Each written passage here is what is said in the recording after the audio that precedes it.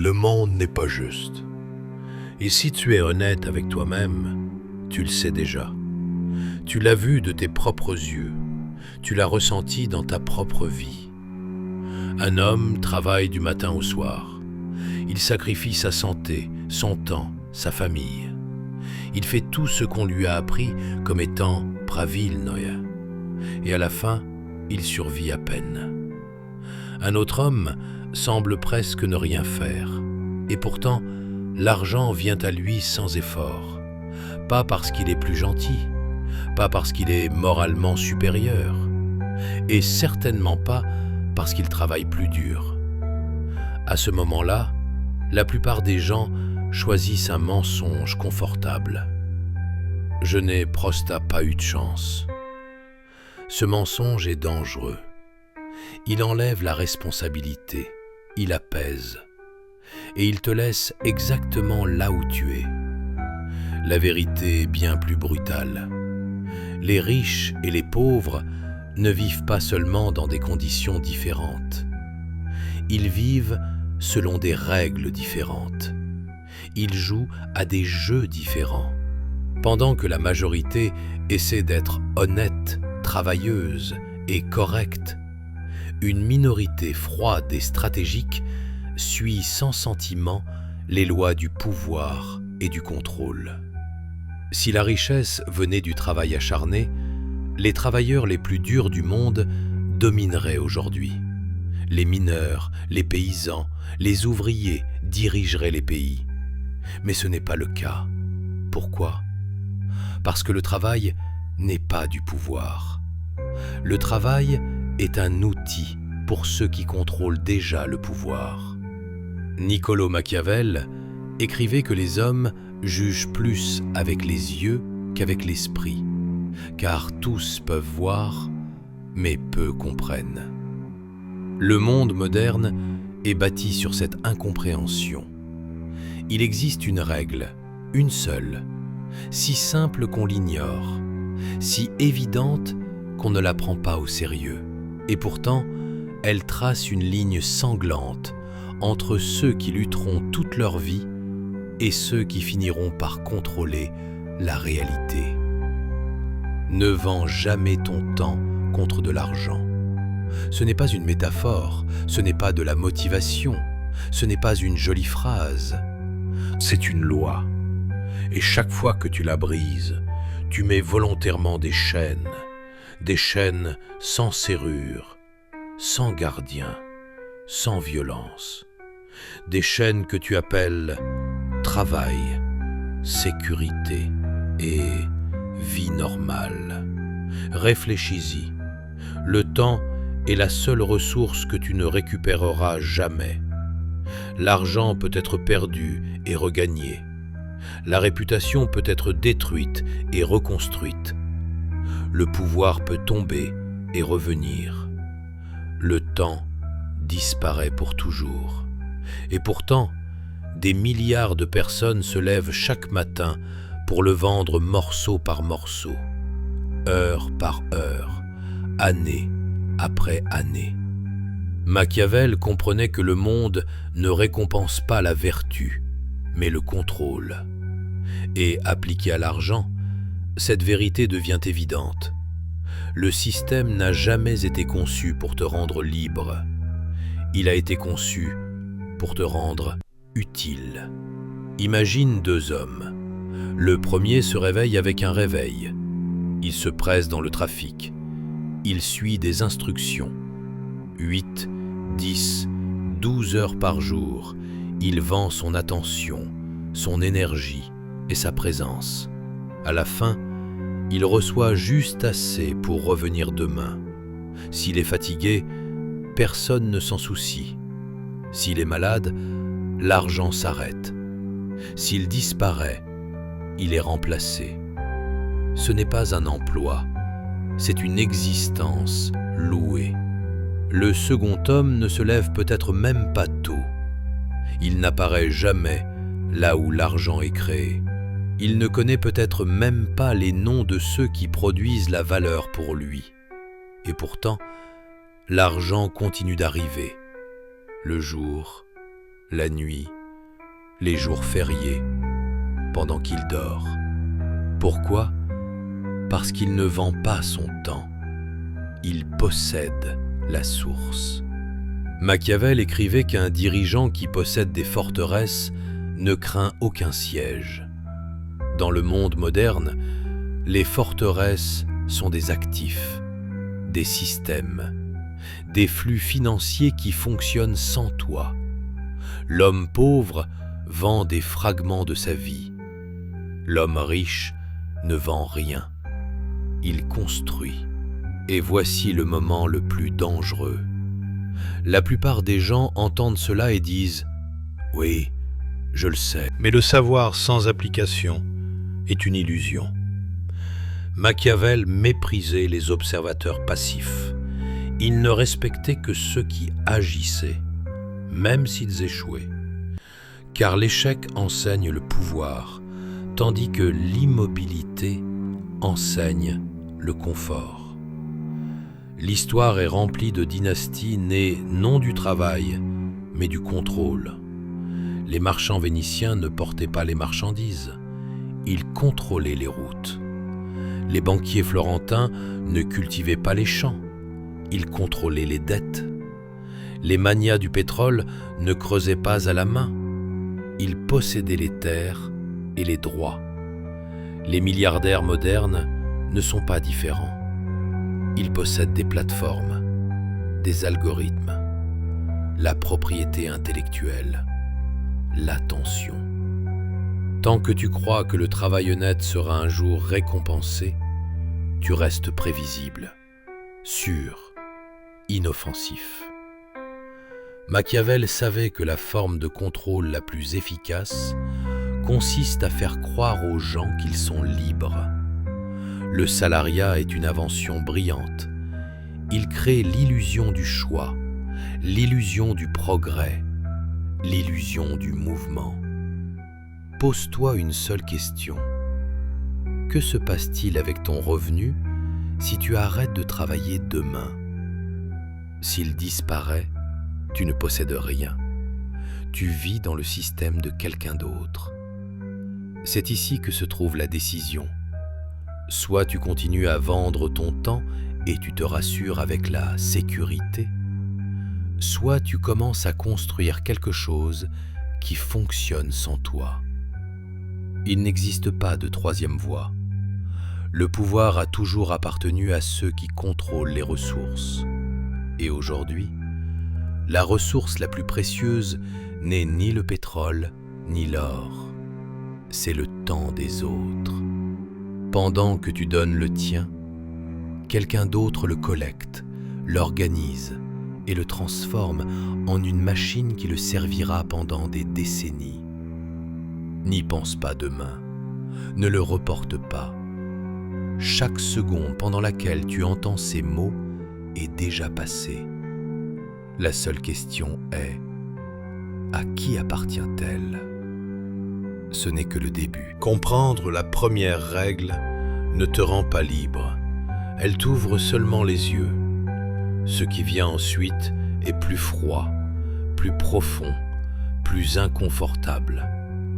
Si la première règle révèle l'illusion, la deuxième la détruit complètement. Après elle, il devient impossible de regarder le travail, l'argent et la vie de la même manière. La possession et le pouvoir, ce n'est pas un slogan, ce n'est pas une opinion, c'est une réalité structurelle. Tout ce qui t'entoure appartient à quelqu'un. L'immeuble dans lequel tu vis, le terrain sous tes pieds, l'entreprise pour laquelle tu travailles, le logiciel que tu utilises, les plateformes qui capturent ton attention. Même une partie de ton revenu ne t'appartient pas avant que tu ne la voies. Ce n'est pas un complot, c'est une architecture. Machiavel écrivait qu'un dirigeant sans terre ni forteresse n'est qu'un serviteur avec une couronne. Aujourd'hui, les forteresses ont changé de forme. On les appelle actifs, part, droit, système, canaux de distribution, contrat. Un travailleur peut être talentueux, loyal et discipliné. Mais s'il ne possède pas la source du revenu, il est remplaçable. On peut le remplacer, le réduire, le rendre inutile. Le propriétaire, jamais. Voici une vérité que peu acceptent. La plupart des pauvres ont peur de la possession. Non parce qu'ils sont stupides, mais parce qu'on leur a appris à craindre la responsabilité. On leur a dit que posséder était dangereux, que le contrôle était risqué, que la sécurité venait de l'obéissance. C'est le mensonge le plus coûteux de l'histoire, car le vrai risque, c'est la dépendance. Imagine deux boulangers. Le premier se lève tôt chaque matin. Il pétrit la pâte, sert les clients, travaille dans la chaleur. Il est respecté, il survit. Mais s'il tombe malade, le revenu s'arrête. Si le loyer augmente, il souffre.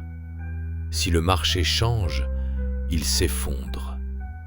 Le second boulanger ne fait pas de pain. Il possède le bâtiment. Il loue l'espace. Il encaisse le loyer. Il peut partir. Faire une pause. Disparaître. Le système continue de payer. Qui est libre? Qui a le pouvoir? La réponse est inconfortable. C'est pourquoi la plupart l'évitent. Machiavel croyait que quiconque ne renforce pas sa position la perdra tôt ou tard. La possession renforce la position. L'intelligence sans possession sert les propriétaires. Le talent sans possession enrichit les propriétaires. L'effort sans possession profite aux propriétaires. Ne posséder que son corps et son temps est la position la plus faible. Les deux s'usent, les deux finissent. C'est pourquoi les riches pensent en actifs, pas en salaire, en droit, pas en paye, en contrôle, pas en effort. Mais même la possession n'est pas le sommet. Il existe quelque chose de plus puissant encore. Certains possèdent des actifs, d'autres possèdent la perception. Et ce sont eux qui contrôlent les masses. Le troisième principe explique pourquoi certains montent sans être meilleurs, tandis que d'autres restent invisibles malgré leurs compétences. La perception crée la réalité. Les gens n'achètent pas la vérité, ils achètent l'interprétation. Deux produits identiques, des prix radicalement différents. Deux personnes également capables, des résultats totalement opposés. Pourquoi? Parce que la perception détermine la valeur. Machiavel écrivait qu'un dirigeant doit paraître vertueux, pas nécessairement l'être, car la majorité juge avec les yeux, non avec l'esprit. Les marques ne vendent pas des produits, elles vendent du sens. Les politiciens ne vendent pas des programmes, ils vendent des émotions. Les entrepreneurs ne vendent pas des services, ils vendent des visions d'avenir. Les pauvres croient que la qualité parle d'elle-même. Les puissants savent que sans perception, la qualité reste invisible. C'est pourquoi les élites investissent des millions dans l'image, les récits et les symboles. Non par superficialité, mais parce que la perception déplace les marchés et les esprits. Il existe des personnes objectivement plus compétentes que leurs supérieurs, mais qui restent invisibles. D'autres maîtrisent leur image et montent. Ce n'est pas de l'injustice, c'est de la mécanique. Si tu ne construis pas ta propre perception, le monde le fera pour toi. Et une fois cette image fixée, s'en échapper devient presque impossible. Contrôler la perception, c'est posséder sans posséder. Tu ne détiens pas la valeur, tu détiens le jugement sur cette valeur. Si les gens croient que tu es puissant, ils agissent en conséquence. S'ils croient que tu es précieux, ils paient. S'ils croient que tu es dangereux, ils reculent. S'ils croient que tu es ordinaire, tu disparais. Les 3 premiers principes forment la base. Ne vends pas ton temps. Possède les sources. Contrôle la perception. Mais ce n'est toujours pas suffisant, car sans patience, levier et alternative, le pouvoir s'effondre aussi vite qu'il se construit. La plupart des gens n'échouent pas parce qu'ils sont stupides ou paresseux. Ils échouent parce qu'ils sont impatients. L'impatience est une faiblesse, et toute faiblesse est exploitée. Ceci nous amène au 4e principe. La patience est une arme. Les pauvres veulent des résultats immédiats, de l'argent maintenant, une reconnaissance maintenant, la preuve que leurs efforts comptent maintenant. Cette urgence les rend prévisibles, et la prévisibilité rend le contrôle facile. Machiavel comprenait que la fortune favorise ceux qui avancent avec le temps, pas ceux qui courent contre lui. Mais avancer avec le temps ne signifie pas se précipiter. Cela signifie attendre jusqu'à ce que l'action devienne inévitable. Les acteurs puissants n'entrent pas sur les marchés au premier signal. Ils ne paniquent pas lors des effondrements. Ils ne révèlent pas leurs intentions trop tôt. Ils observent. Ils laissent les autres commettre des erreurs. Ils frappent lorsque le risque est minimal et l'impact maximal. Les impatients vendent à perte et achètent au sommet. Ils négocient avec leurs émotions. Ils agissent pour soulager l'inconfort, pas pour obtenir un avantage. La patience laisse le temps travailler pour toi. Dans l'investissement, elle fait croître le capital. Dans les affaires, elle consolide le positionnement. Dans la négociation, elle force l'autre partie à se dévoiler. Machiavel avertissait que les dirigeants incapables d'attendre commettent toujours des erreurs fatales, car le timing est une forme de pouvoir. Le temps n'est pas ton ennemi, c'est ton allié, si tu sais le maîtriser. Le 5e principe est le levier. L'effort sans levier est une forme d'esclavage. 1 heure de travail égale 1 heure de revenu. Une unité d'énergie égale une unité de résultat. C'est ainsi que les pauvres restent enfermés. Les puissants n'opèrent jamais ainsi. Ils recherchent des multiplicateurs. Il n'existe que quelques formes réelles de levier. La première est le capital. Utiliser l'argent des autres pour accélérer les résultats. Les pauvres craignent la dette parce qu'ils ne contrôlent pas le risque. Les riches utilisent la dette parce qu'ils comprennent le contrôle. Le 2e levier, ce sont les personnes, des équipes, des structures, des organisations. Un individu est limité. 10 individus alignés sous une même vision deviennent une force.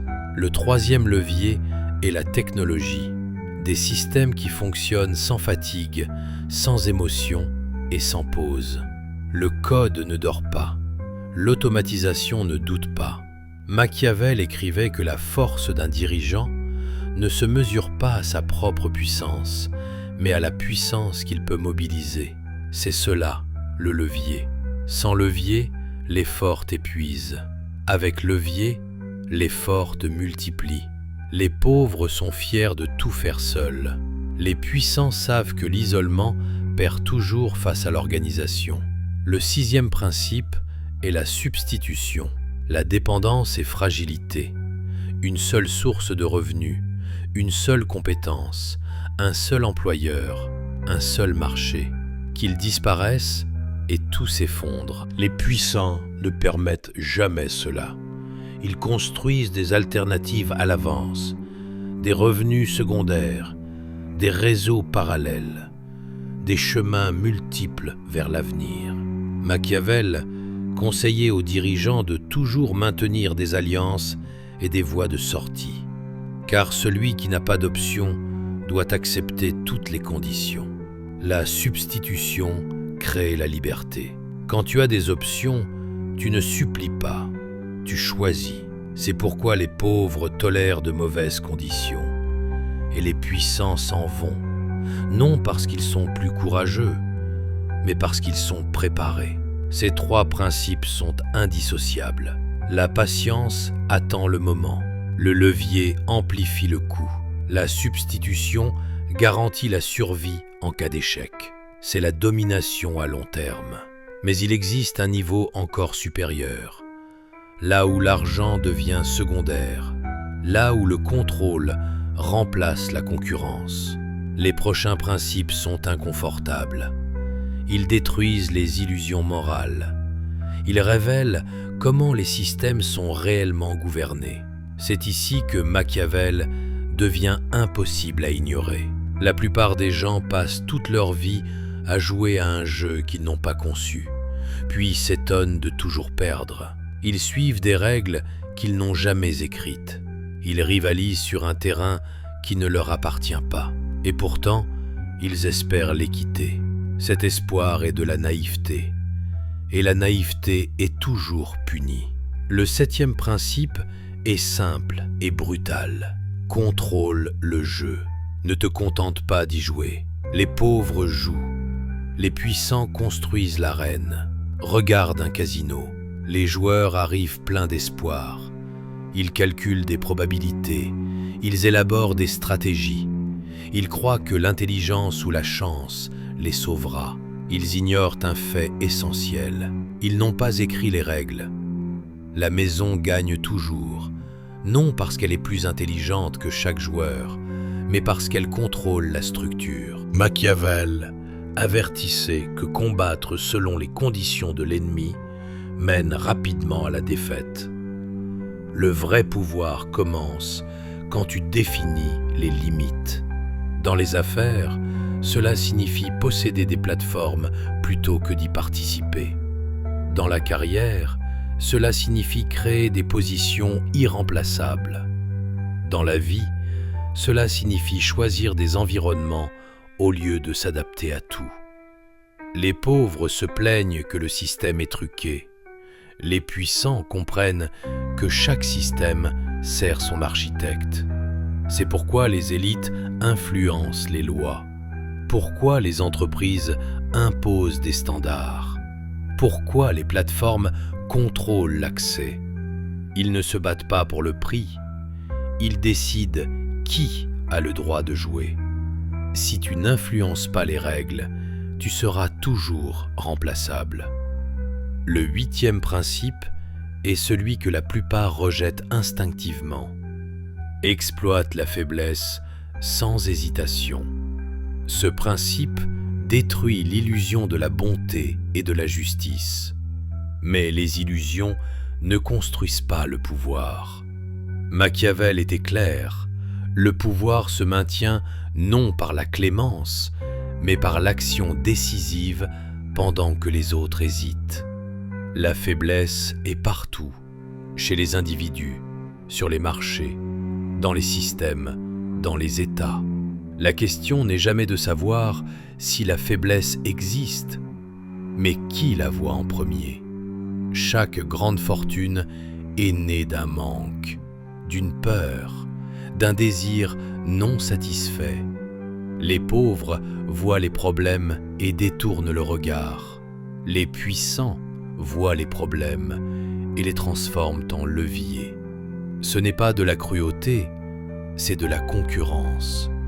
Celui qui refuse d'exploiter la faiblesse devient faible lui-même. C'est pourquoi les entreprises réduisent les coûts et augmentent les prix. Pourquoi les nations fortes imposent leurs conditions aux faibles? Pourquoi les vainqueurs écrivent l'histoire et les perdants écrivent des excuses. Le 9e principe est le silence. Le silence est une forme de pouvoir. La plupart des gens gaspillent leur pouvoir par la parole. Ils révèlent leurs plans, leurs émotions, leurs intentions. Machiavel avertissait les dirigeants de surveiller leurs mots, car l'information est une arme, et celui qui la révèle trop tôt se désarme lui-même. Le silence crée une pression. Dans une négociation, la partie la plus faible comble le vide. Elle explique, elle se justifie, elle concède. La partie forte observe. Le silence crée aussi du mystère. Quand tu parles peu, les autres projettent davantage. Ils imaginent profondeur, danger, capacité. Ce qui ne peut être lu est craint. Les pauvres se justifient. Les puissants laissent les autres se convaincre eux-mêmes. Le 10e principe est le niveau le plus élevé. La transformation plutôt que la transaction. Les pauvres pensent en échange, temps contre argent, service contre paiement, produit contre prix. C'est une logique de survie. Les puissants pensent en transformation. Ils ne vendent pas des actions, ils vendent un changement. Machiavel l'avait compris en politique. Les peuples ne suivent pas des lois, ils suivent des visions d'un avenir différent. Le fitness n'est pas de l'exercice, c'est une identité. L'éducation n'est pas de l'information, c'est un statut. La technologie n'est pas une fonction, c'est du contrôle. Quand tu vends une transformation, le prix devient secondaire. Les gens paient ce qu'il faut pour devenir quelqu'un d'autre. C'est ainsi que naissent les empires. Relis maintenant tous les éléments. Les pauvres vendent leur temps. Les puissants construisent des sources. Les pauvres travaillent. Les puissants possèdent. Les pauvres cherchent la vérité. Les puissants façonnent la perception. Les pauvres se précipitent. Les puissants attendent. Les pauvres agissent seuls. Les puissants multiplient la force. Les pauvres dépendent d'un seul chemin. Les puissants construisent des alternatives. Les pauvres jouent. Les puissants contrôlent les règles. Les pauvres hésitent. Les puissants exploitent la faiblesse. Les pauvres parlent. Les puissants se taisent. Les pauvres échangent les transactions. Les puissants créent de la transformation. Ce n'est pas une morale, c'est une carte. Et si tu es encore ici, quelque chose a déjà changé. La plupart partent plus tôt. La vérité crée de l'inconfort, et l'inconfort exige de la responsabilité. Il reste un dernier pas, le plus subtil, le plus important. Il existe une raison pour laquelle la majorité des gens entendront tout cela et ne changeront pourtant rien. Pas parce qu'ils n'ont pas compris, mais parce que comprendre ne coûte rien. Machiavel écrivait qu'il existe un gouffre immense entre la manière dont les hommes vivent et la manière dont ils devraient vivre, et que celui qui choisit d'être bon plutôt qu'efficace se condamne presque toujours lui-même. Dans le monde moderne, la destruction est rarement spectaculaire. Elle est silencieuse, lente, confortable. Elle ressemble à des décennies de routine, à un potentiel jamais réalisé, à l'obéissance déguisée en responsabilité. Les gens adorent les idées qui n'exigent aucune action. Elle donne l'impression d'être intelligent, informé, en sécurité.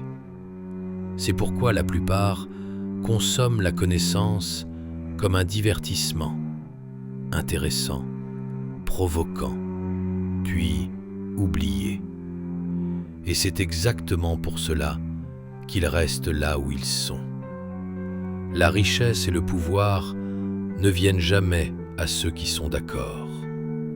Ils viennent à ceux qui décident d'agir, décident de prendre des risques, décident de briser ce qu'on leur a appris comme étant correct.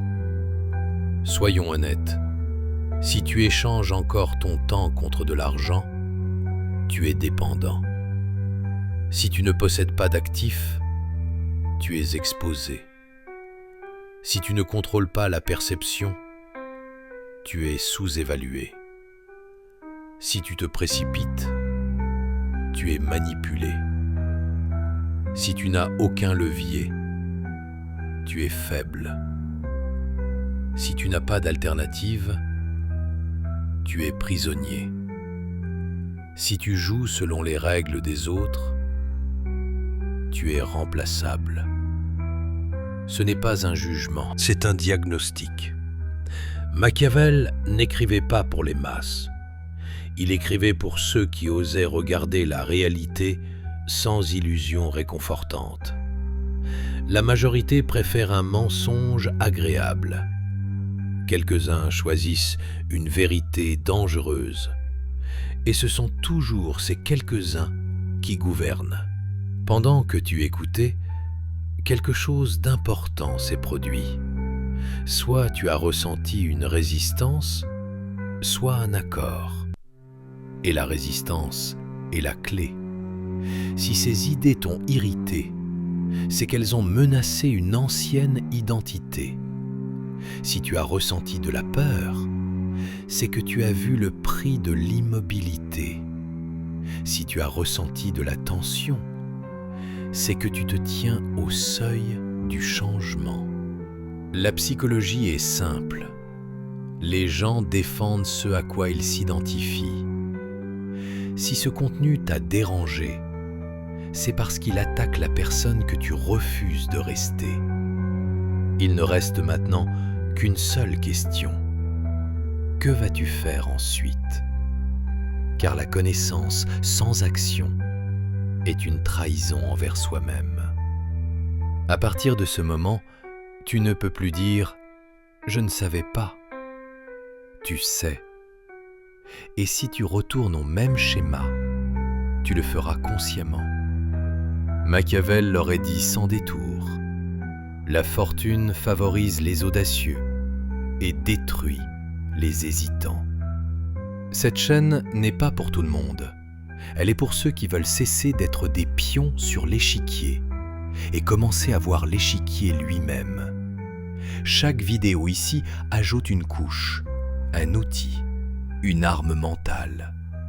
Si tu as ressenti une vraie valeur ici, ne neutralise pas ce moment. Abonne-toi, non comme un clic, mais comme une décision de continuer à voir ce que la majorité évite. Like cette vidéo, non pour l'algorithme, mais comme un signal à toi-même. Je ne suis pas passé à côté. Et maintenant, l'étape la plus importante. Envoie cette vidéo à une seule personne, une seule, pas à un groupe, pas à un fil d'actualité. Quelqu'un de proche, quelqu'un de capable, quelqu'un qui vit en dessous de son potentiel. Pourquoi? Parce que la connaissance se multiplie lorsqu'elle est partagée consciemment. Parce que le pouvoir ne se construit jamais seul. Et parce que l'histoire n'est jamais changée par des individus isolés, mais par des esprits alignés. La plupart fermeront cette vidéo et l'oublieront.